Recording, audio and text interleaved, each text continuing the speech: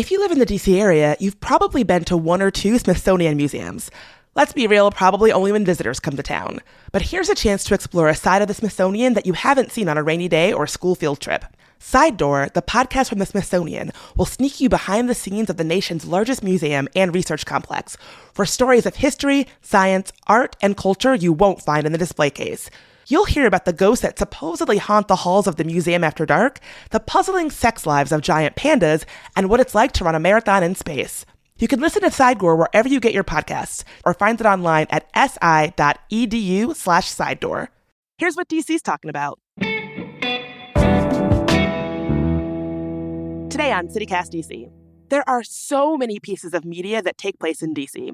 Some good, some bad, and some totally cringy. So in this new series, CityCast DC co-host Mike Schaefer and I are looking back at some famous portrayals of DC in media to break down how they depict our city. Starting with the iconic 80s Mr. T classic, DC Cab, where a group of ragtag DC cab drivers try to keep their struggling cab company afloat while solving a kidnapping on the side.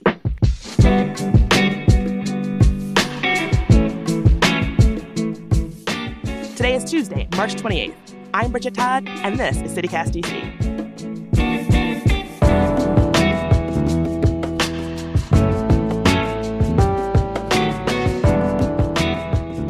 Welcome to the inaugural episode of our CityCast DC CCDC Rewatch and Reread series.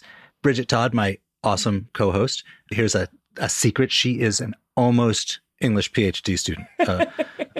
A dropout, a PhD dropout. I was saying it in the nice way. But the point is, she's really smart about things like books and movies. And so we're going to reward her for her smartness by discussing a movie that is not traditionally intellectual fare, but it is deeply DC fare, which is the 1983 film DC Cab. Oh, this is exactly what I thought I would be doing with a PhD, talking about DC Cab in 2023 on a podcast. The semiotics of Mr. T. So what made you want to start with DC Cab as the inaugural CCDC Rewatch movie? I don't know. This one, it came out when I was like 10, and, it was actually shot here.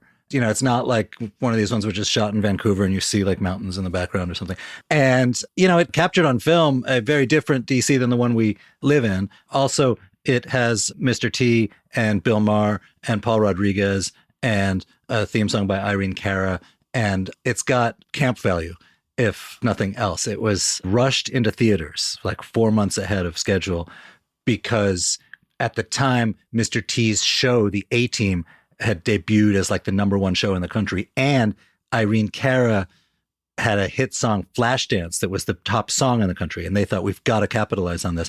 I don't know if the extra 4 months of work could necessarily have like saved the movie, but I don't know. You did some reading about how it got made and stuff. I did. So it was really interesting. I was actually impressed by how this movie came together because it has a kind of interesting DC-based backstory. It was made by a former costume designer, Joel Schumacher, who you probably know. He made Falling Down, St. Elmo's Fire, Lost Boys. So it was a production of Joel Schumacher and Topper Carew, who would go on to be a producer for the sitcom Martin, what we all love. Topper actually came from Boston to go to school at Howard University. And he said, when I'd been here in Boston, I'd probably had one black teacher. At Howard, here comes a black professor with a stack of books in his hands. It was very inspiring. He ended up getting involved with the Student Nonviolent Coordinating Committee and doing work for the Resurrection City during the 1968 Poor People's Campaign. And he started the nonprofit in Adams Morgan called The New Thing, which introduced Washingtonians to filmmaking. This director was asked to make a movie about Soul Train. That movie did not come to fruition, but they were like, hey, is there anything else that you would like to make? And he said he crafted a story about this struggling, underdog, multi-ethnic cab company in DC that overcame the odds to succeed. And that's essentially how DC Cab came to be. And so, as you said, Michael, they did actually film most of it in DC. They spent about 3 weeks of their 8-week shoot in DC, kind of trying to get the feel right. The rest was shot in LA. So it's like a combination that there are times where you're like, oh, I know that bar, I know that corner. And then you're like, wait, what corner is this? I don't know this corner. And that's probably because it's LA. They say, I should note that Joel and I spent a bunch of time in DC during the writing process. It's thought to be one of the best movies about DC because it's so authentically DC, and I take great pride in that. That is a very sweet sentiment, but I would love to talk about if you think that is actually true, that it's kind of an authentic portrait of DC in film. I think there's probably some logical holes about DC or humanity that you could drive a truck through. But the establishing shots, like the movie opens and, there's panning around town and there's this DC Cab song playing. You see kids like hitting bucket drums with the Washington Monument as backdrop. You see Pennsylvania Avenue in front of the White House with cars on it, and a bus pulls up. These are things that aren't around today. I think if you tried to bucket drum near the Washington Monument now, you would probably be moved along by the Park Service, and the Pennsylvania Avenue is closed to traffic. But it does establish this as a real place. And it's a pretty rare Washington set movie that's about working people. In this case, cabbies at this really like rinky-dink cab company. So in one of the establishing shots, you see like the cabs are all on fire because not because someone's burning them, but because they're so poorly maintained. Yeah, something that I love about the movie is that it does spotlight working people in DC, and the establishing shots early on where they're trying to show you the routine of these DC cabbies, it is, I mean this like in a genuine way, are truly very good. So we see the city through the eyes of this newcomer, Albert Hockenberry. And he's arrived in some like non-glamorous way in Washington from Georgia, where he's from. And he seeks out the owner of DC Cab, the company, who was his late father's army buddy from Vietnam. And Albert just wants to be a cabbie too. So you are then introduced to the colorful gang of underdogs at this cab company. There's also a shot of Emerald Cab, which is like their arch enemy. And the guys in Emerald Cab have like sleek velour jackets. And from the minute you see them, like, they're the bad guys. We don't like those guys. It's like one of my favorite plot devices where it's like, these guys are evil because they're better than us. And like, that's all you need to know. And because they've got matching jackets. Right. But it all establishes that these dudes are underdogs. And you meet these colorful cabbies, including the character played by Mr. T, who always wanted to do something for the kids. And he's very concerned about like the danger of the neighborhood. And there's this one scene, it's shot out front of Bohemian Caverns, which is then like it's portrayed as a very dodgy street corner. And it, in those days was not, U Street was not the luxe spot it is today. And there's this like pimp in like a pimp car, but the pimp car is like a open top, like 1920s, like gangster style car. And all the neighborhood kids are like, wow, that's such a great car, including Mr. T's niece, which has him very, very worried about the state of affairs. There's Paul Rodriguez, and he's like the Latin lover. And I say that with all awareness of movie stereotypes included. He wears like a kind of cheesy 70s style suit, and he's always trying to like seduce the lady passengers, and they're having none of it. And there's Bill Maher, who plays like the kind of college educated and into jazz cabbie. Yeah. At one point, he makes a reference to he's driving the cab so that he can afford law school. And so they don't really flesh his character out, but my sense is the same as yours, that he's meant to be this streetwise intellectual who sees himself as destined for greater things, which I guess is like an HBO show where he's very edgy. So there's like this sense of like, lovable oddballs, but also people maybe with a little bit more going on beneath the surface than the surface level view of them suggests. And they are sort of aware of themselves as like a despised group, like both within the cabbie community, where the dudes from Emerald Cab, I cannot stress enough how bad those dudes are, really look down on them, and where the city, Washington, also looks down on them. There's a scene in the Florida Avenue Grill, which in this movie is owned and run by kind of blue-collar white people, where Albert Hockenberry, the newcomer, he's making eyes at the waitress, and she back at him, and then the proprietor says to him, she says, take your eyes off my granddaughter, cabbie. like her granddaughter's got better things to do than date some cabbie. Right. But what's so weird is that that's clearly the cabbie hangout. So it's kind of disparaging to what appears to be like 95% of her own clientele. It struck me, too, that this was like a poor move. And maybe that's why that family was dispossessed of the Florida Avenue Grill. Yeah, there's a sequel about how that one comment led to them losing proprietorship of Florida Avenue Grill. So like the first half of the movie is like basically like cab hijinks. There's also a scene I really liked where they pick up this dude at Dulles and he's really, really drunk. And he says, I need to go to the other airport, National. And then proceeds to like fall asleep in the cab. And so they drive like about 100 yards and they're like, all right, here we are at the other airport, and let him out and charge him. And this becomes like a moral thing because Albert Hockenberry, our fresh-eyed new cabbie, is like, that's not cool. And in exchange for that, his fellow abandons him and he is forced to hitchhike home from Dulles, which in those days accurately is portrayed as like really being in the middle of nowhere, like a farm country. I love how that plot point really relies on the audience knowing DC airports. Like, oh, he's at Dulles, but he wants to go to National. Like very specific DC airport humor. My favorite kind of humor.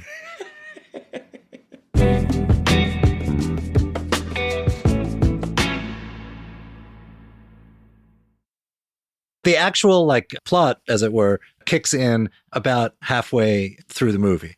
There's two things going on at once. One is that some cabbie in Washington has had a famous violinist in his cab who has left a very expensive violin in the trunk, and there's a reward.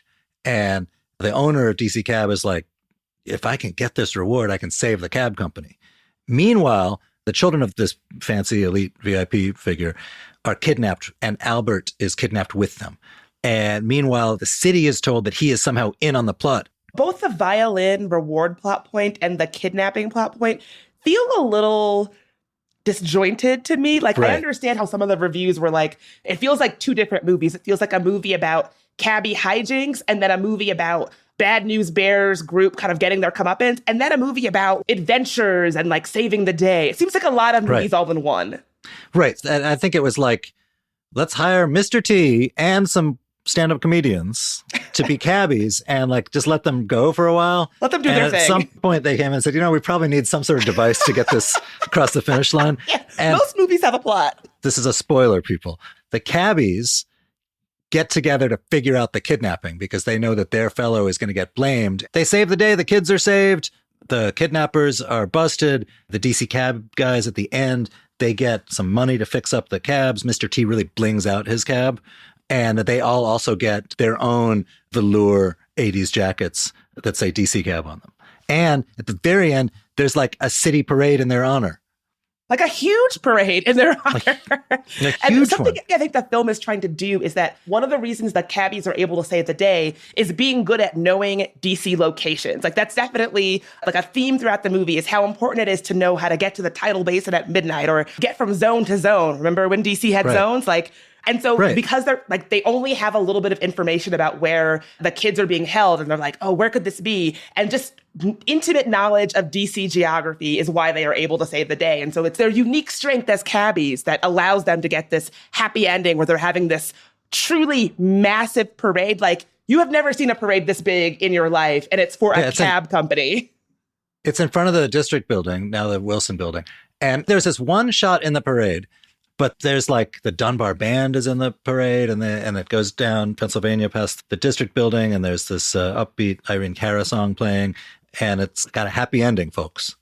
Yeah, that's something that really kind of melted my heart is the like seeing like the Cardozo band. Like it does feel like a very DC parade, and it is fun to see all these different iconic DC places, to see this ending, very, very happy ending unfold. And part of me watching this might be like I'm reading way too into it, but being from DC, I do think the city has a little bit of a quality of people forget about us, people don't respect us as a city, and they should. We're just as good as other cities, blah, blah, blah.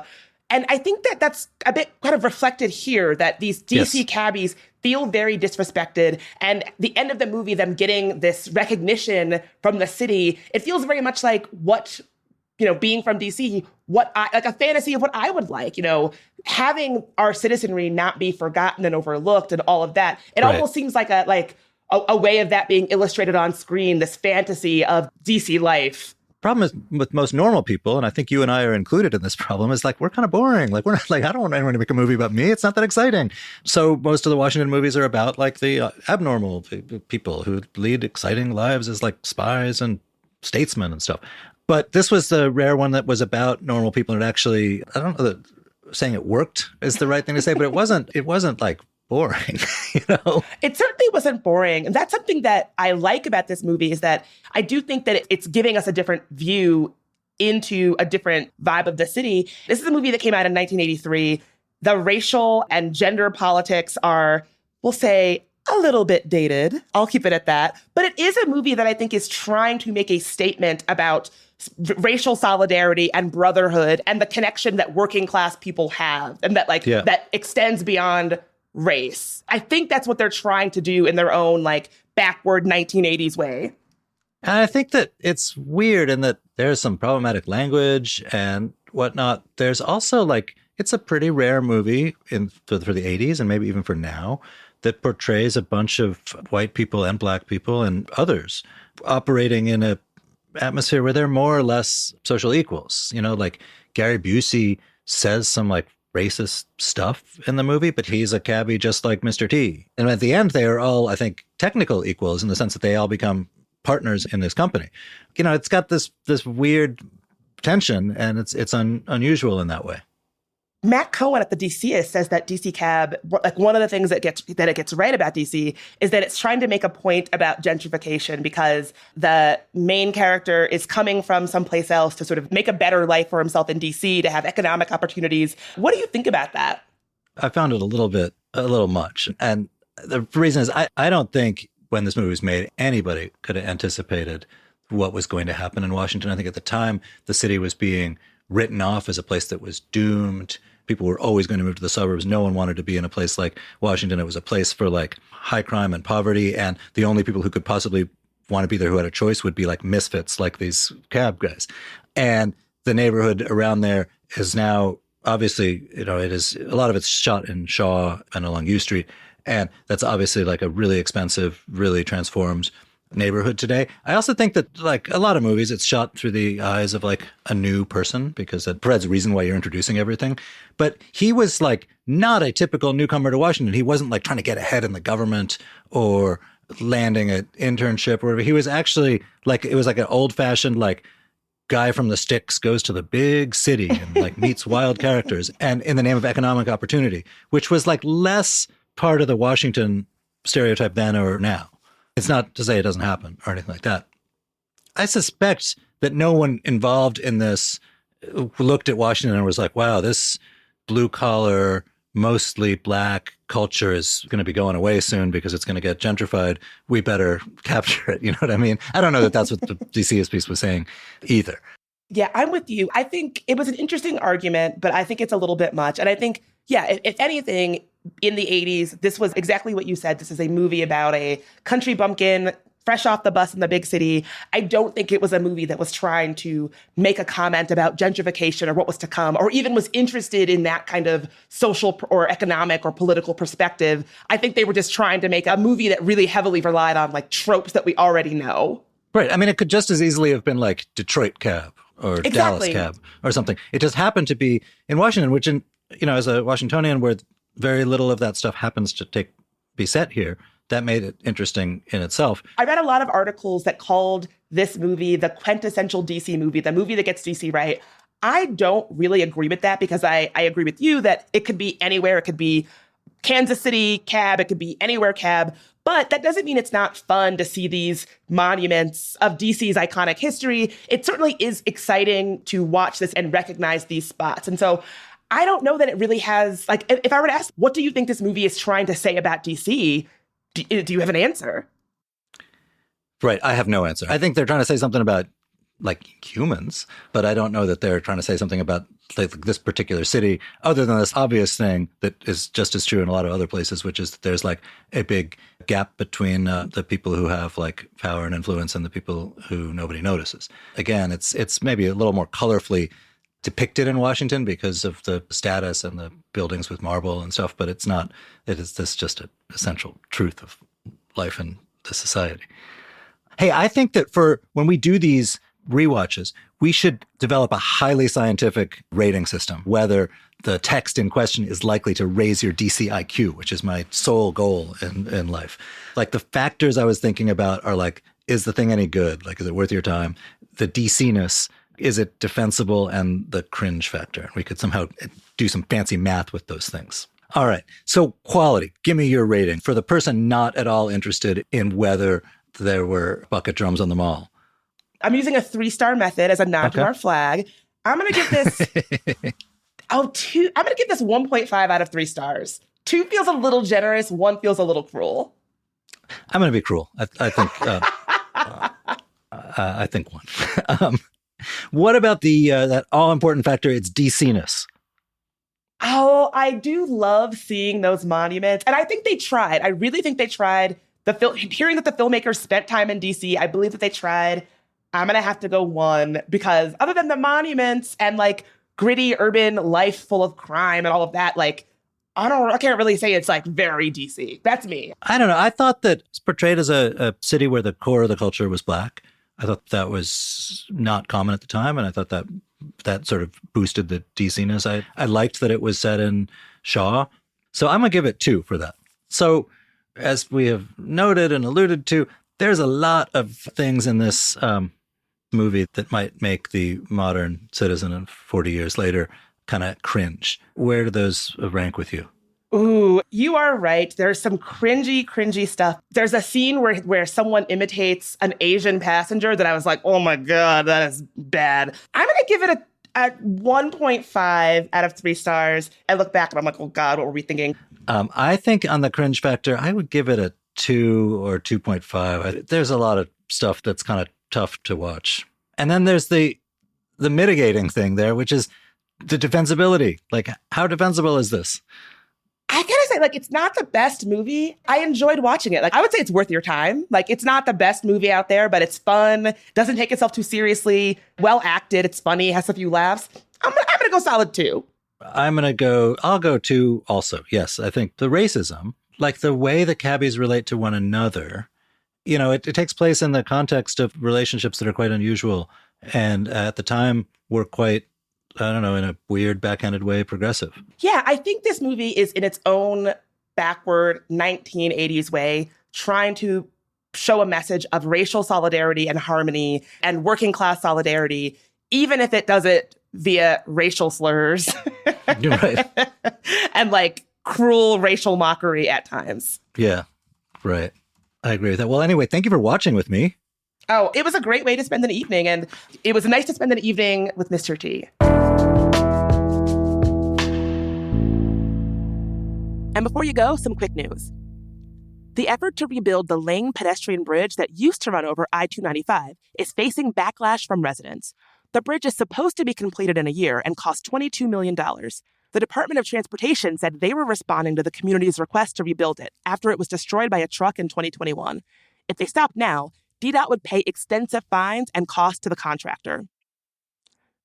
Meanwhile, Mayor Bowser wants to move the Department of Forensic Sciences Crime Scene Science Division under the purview of the police as part of its new budget changes. The division collects, analyzes, and preserves crime scene evidence. However, the crime lab lost its accreditation in 2021 amid concerns over accuracy and compromised prosecutions, and has essentially been outsourcing its work since. Some say this contradicts the point of the lab, which was created to reduce dependence on MPD for crime data. And today's DC Life Hack is from reader Kiana B. She sent in this clutch pro tip. A lot of vendors are Filipino and often carry Filipino ingredients and meats. For my fellow Filipinos/home cooks in the area who can't necessarily get out to Northern Virginia for Filipino markets, Eastern Market is a great and convenient stop.